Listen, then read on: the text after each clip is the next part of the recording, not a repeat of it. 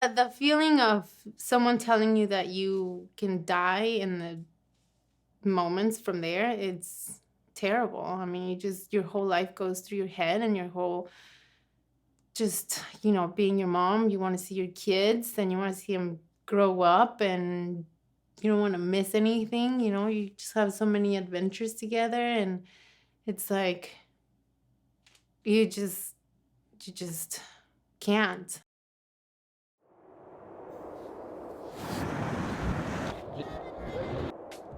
Was Korea that was when the thing started going It was sideways? Korea. Yeah. Because I remember in Korea that I looked at my leg and I said, what the heck are these things?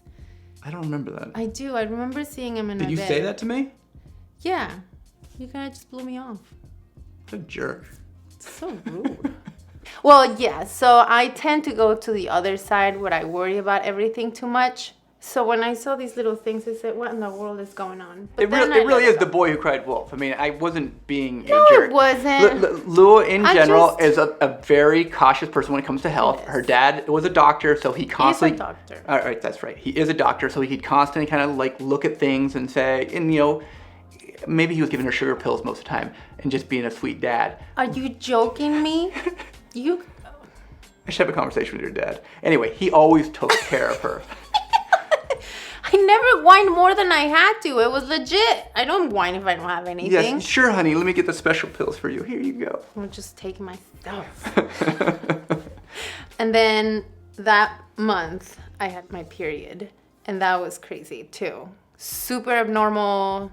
Lots of things going on that never happened before. It was like a shower, just... I said, I'm worried. This is not like normal. It's not stopping. And I said, what did your dad say? I'm not a doctor. I wasn't trying to be callous or rude. I'm just saying, what did your dad say? The age thing came up again, so I was like, okay, well, maybe he has a point. So then you just kind of stop thinking about it. But then I remember that one time that you said, I really feel like we need to go home. We have family in LA. If we want to go home, I don't think it's fair that we go home. Just because the kids and their friends and you don't want to bring them. We didn't want to go home. Well, no, but you don't want to bring them to an environment where they're not going to be really part of. So we said, let's go to LA. And when you said, do you really feel like you need to see a doctor? And I said, I do. This is not right. I should see an OB. You said, that's all I need. We're going home. Right.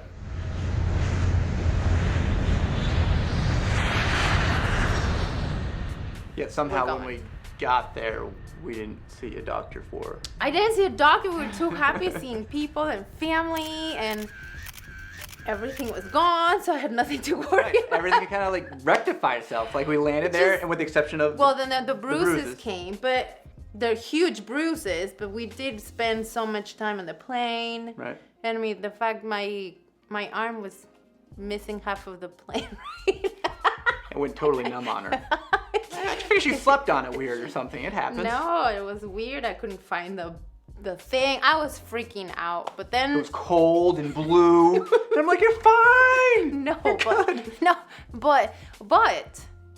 But then it was fine again. So it was kind of like, I don't want to exaggerate, he's going to tell me I'm paranoid and I have things that I don't have. So I said, I'm fine. Nothing happens. Don't try to blame me. And then it's all his fault. She looks fine. She's acting fine. I mean, sure, we're a little lethargic, but we are jet lagged. We're thinking we've been traveling a lot. Don't really put much into it. Or much stock into like it being anything other than just jet lag. So we're in LA, everything's fine. We end up traveling up to Salt Lake City and have an Airbnb up there where we're gonna spend Easter, and then we're gonna end up traveling back, go start up in Salt Lake, then travel back through the national parks, work our way back to LA, and then from LA we're gonna go to Mexico and spend a month down in Mexico. That was the plan. So we get up to Salt Lake City, meet up with a few friends up there, and a couple days later, Lua goes with her friend Erica to go get a pedicure. That's kind of like when the thing really popped out, or like when we really started noticing something was strange, right? I know, and when I shaved, like I cut myself, and I was so embarrassed because I kept pushing down on it, and it wouldn't stop. Stop bleeding. And it was so weird. And the girl's like, "Are you all right?" And I'm like, "I'm fine. I'm fine." And I'm like, I didn't even cross my mind that. It didn't cross any of our minds. I know. And then broken blood vessel in the eye. I mean, same thing. We're like, it happens. I mean, I've had that happen, and it's just. Well, I know. Yeah, so we're just. Yeah. Well, since her period lasted so long in Korea, it was roughly like 2.5 weeks. Oh, yeah, it was, right. Yeah, so 2.5 weeks. Then it came again. No! And you're like, what? It's like, it's here again. It just left. What the heck? And then it's like, what's happening? So, same thing again. It was like they opened the faucet and it was just like gushing. I'm gonna have to wear diapers. This is insane and ridiculous. I mean, it was constant. It was crazy. Like every hour, she's like, I need a bathroom. And I'm like, okay. Are you okay? No, I'm not okay. And then she'd disappear into like a public bathroom and she'd be gone for a really long time. We'd be like knocking on the door, be like, hello? Send the girls in, make sure she's not on the floor. I know, that was concerned. I mean, I'm laughing about it now, but honestly, I had a couple panics a few times where I'm like, Allie, go check on your mom. When we left, I remember we had to take Paigey to the bathroom.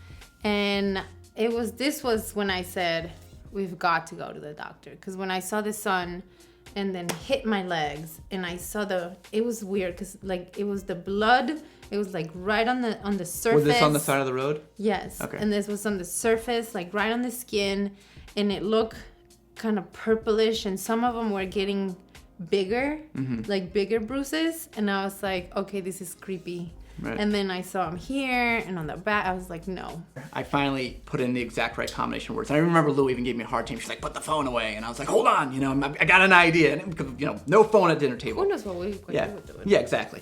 But I'm like, give me a minute. So I pull it up and I get the exact right combination of words. And it comes back and it says that it's petechia. And as soon as I see the pictures of petechia, I'm like, oh, that's exactly what it is. And these red dots all over people's skin.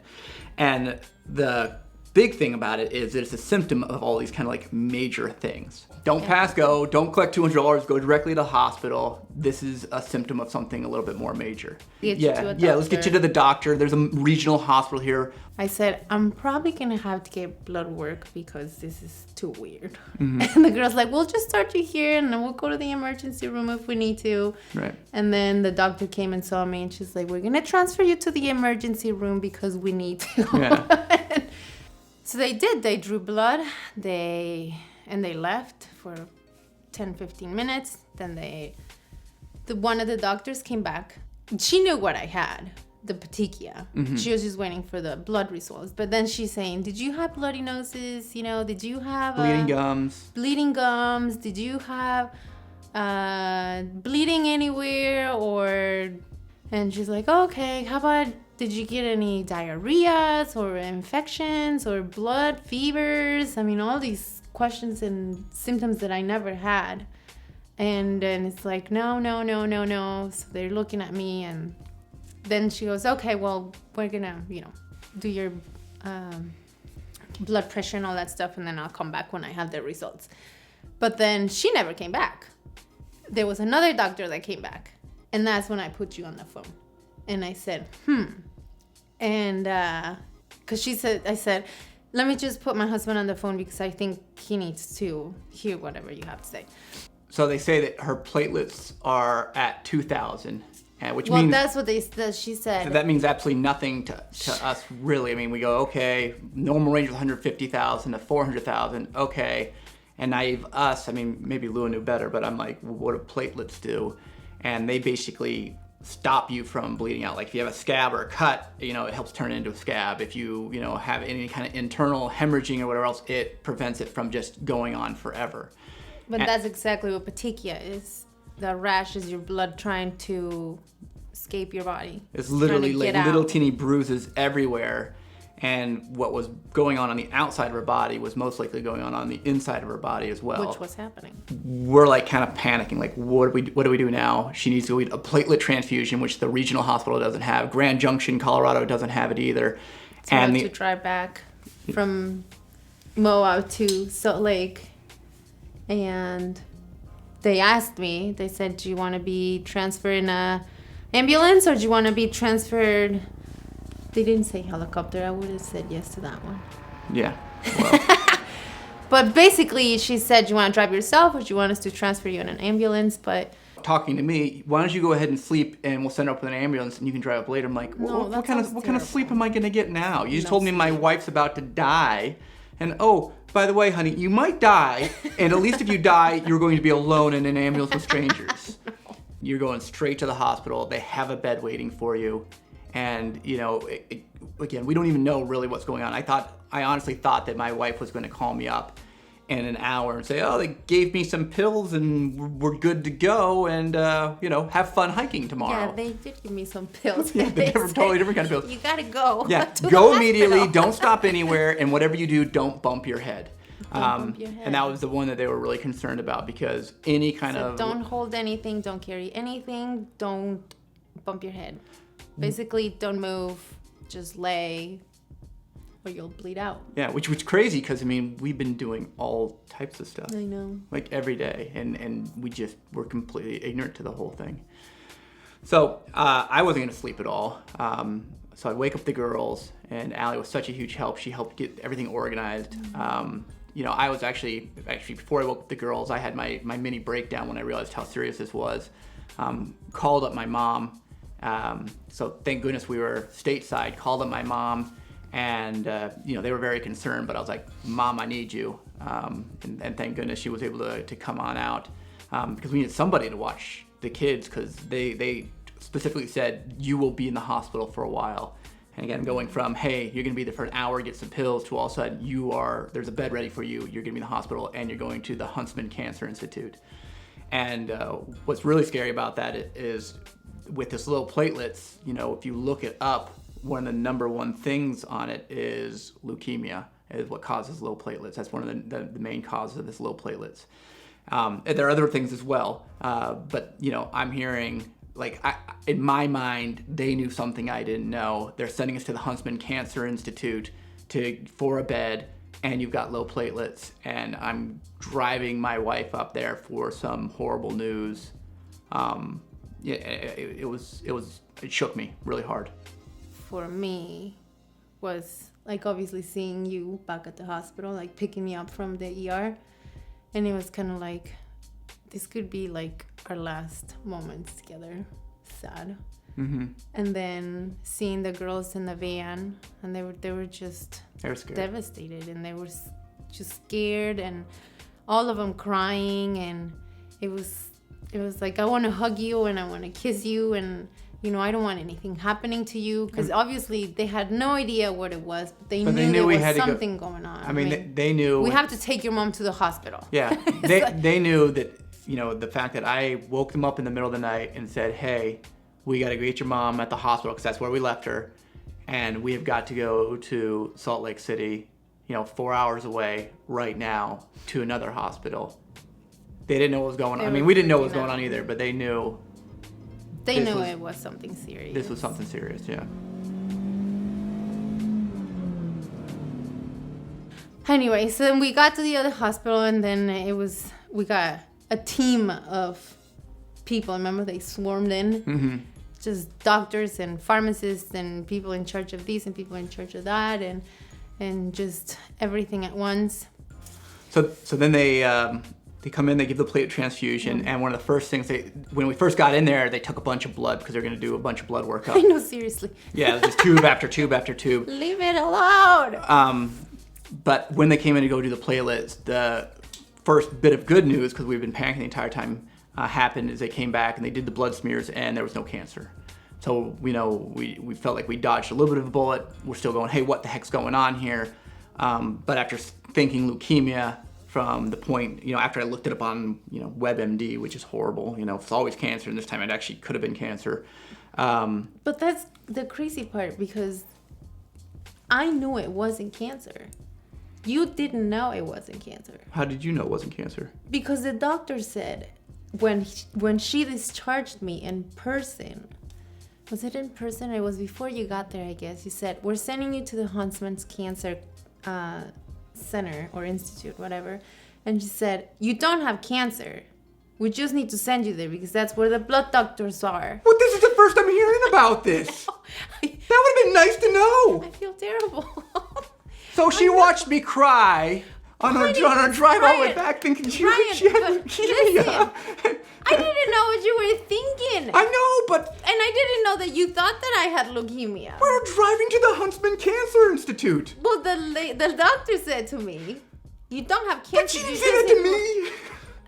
And she obviously thought it was a good enough reason to tell you, hey, you're going to the Huntsman Cancer Institute, but you don't have cancer. And you go, oh, Ryan, we're going to the Huntsman Cancer Institute. I'm going to leave out that last little bit that might have been important. No, because I just said we got the paperwork, we got the room, we're going. This is the first I'm hearing about this. I had no idea. Sorry, I feel really bad that you were feeling really crappy in the car. I mean, it was still scary. I still would have been scared, but that was honestly what was going through my head the entire time. I mean, oh my gosh. Sorry. She had other stuff on her mind, so. Well, just the fact that they said. And here it is, it's like 2 months later, 3 months later. This is the first time I'm even hearing about this. I'm sorry. And they go right off the rip. They say, hey, it's this stuff called ITP. What's the full name for that? Idiopathic. Anyway, we're not going to try to say it.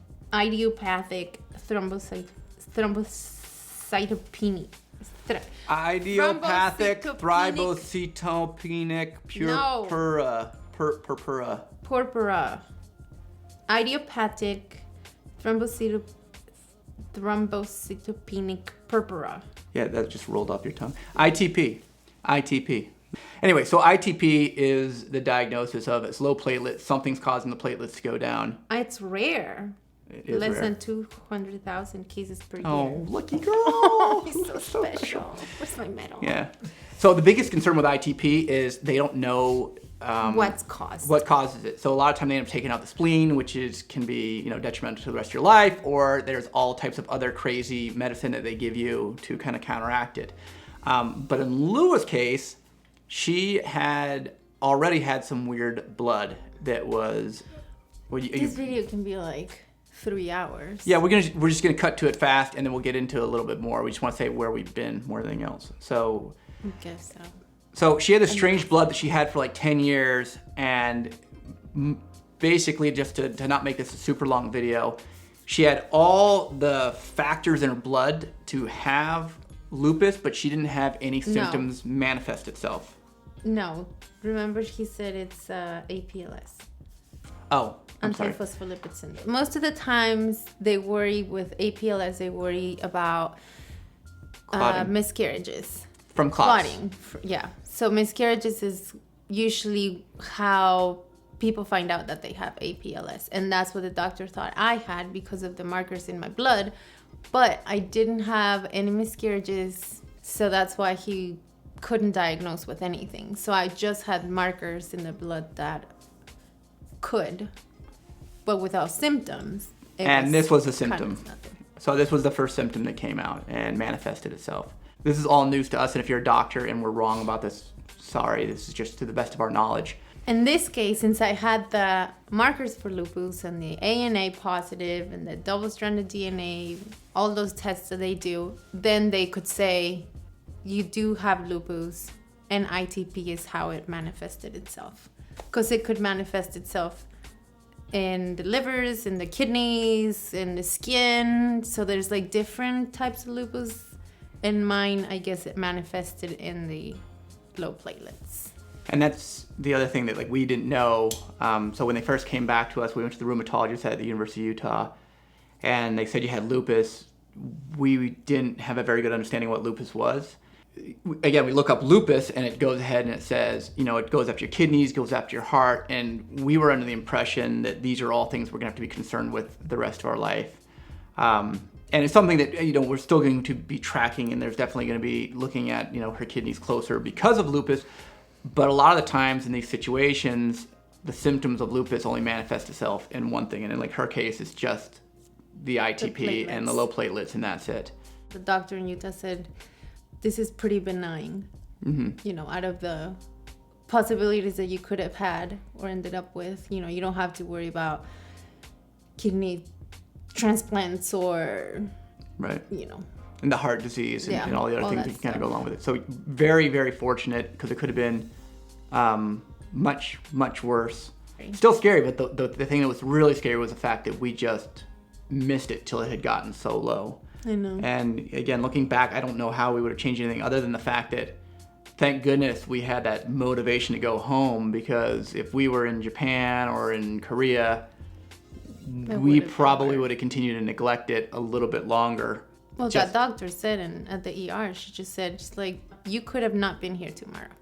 They did iron infusion, platelet transfusion. Multiple platelet transfusions. Yeah. And then that was in the hospital, but then I came back for another big iron infusion. Infusion, yes. We're getting it. There was a lot of medicine a lot of things going on. I know, it looked like a pharmacy. Yeah, and it was like changing day to day, because first we met with the hematologist who wanted to do one thing, then we met with the rheumatologist who wanted to do something slightly different, and then they talked together and they both decided to do something slightly different from there. Yeah. So yeah, it was a lot of trips to the pharmacy and a lot of, oh, don't take that anymore. You didn't take that, did you? Oh, wait, your body can't handle that. Yeah. Don't take it. Stop right now. Yeah. We found out it's toxic. And you will die, so. That was the best. We found out that's toxic for your body, and it's actually like venom. It could kill you. Yeah, so if you got it, throw it in the trash. It's concerning sometimes. Practicing medicine. And then it was just a waiting game. It's still a waiting game, but just grateful that we had, so many people to help us out. Our parents. Tons. It's amazing, yeah. Friends. Erica, Tanya, Lori. I mean, just her parents. Yeah. Just a world of people to help us out, which is great. And somewhere we thought, like it's in Utah. We don't live there, but grateful to have people there that we can count on. I mean, especially, I think, though, because I still, to this day, I felt like I was going to, break down and, cry in tears and, because of the diagnosis and, because of this whole, and it's we had a moment. I had a moment when I dropped off the girls with Erica. Mm-hmm. Because of, they tell me, you could die. And obviously, I don't want to leave my children, but I know it's the best thing for them. Yeah, she was way tougher than me. It's the right thing to do for them. Yeah. The good thing, the silver lining? Well, the good thing is that since we're watching it, now it's every week, but hopefully later it's just once a month or once every 6 months or once a year, or whatever. Yeah. We'll know that as soon as I see that first red dot, gotta go on those steroids. Yeah. And we know what it is. And it's okay, labs, steroids, and then we're good. Yeah. And that can be done anywhere. And that was, again, if we had been addressing this before, we would have never gotten to the point that we got to. We had no idea. But I'm home. We're here. Yeah. Yeah. We're good. We're together. Yeah, we're good. For now, until we go again. Soon. I know. Let's go. Yeah, soon. As soon as we get the all clear. We got some cool places we're doing some research on. I know. We'll see. And honestly, it's not scary at all. To me, it's a simple thing. Little poke, little blood. Tell me the numbers. We're good as long as it doesn't go under. 30 is urgency, 20 is emergency, 10 is critical. Right? And so 2 is... You're dead. Nothing. Yeah. Oh, we laugh about it now. Ooh, so funny. Wasn't so funny before. No, it was not. Anyway, we will be traveling again soon. Thanks. And in the meantime, for everyone who's out there doing it, safe travels. No.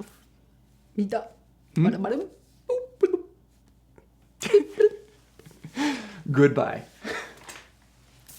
Okay, no yet.